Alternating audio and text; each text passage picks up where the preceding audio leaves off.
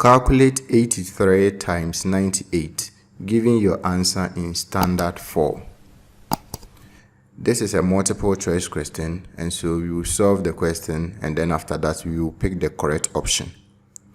We are going to calculate 83 times 98 and then give our answer in standard form.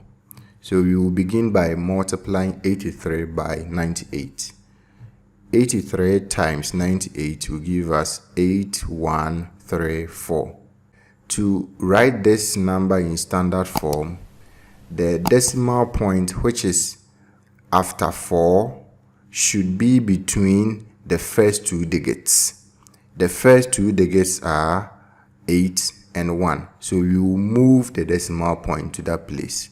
The decimal point is after 4. So we will move it here, which is 1. We will move it again, 2. And then we move it finally to this place, which is 3. So we have moved the decimal point 3 times towards the left. This will give us 8.134. Because we moved the decimal point 3 times towards the left, we will multiply it by 10 exponent 3. And so the number 8134 in standard form will be 8.134 times 10 exponent 3.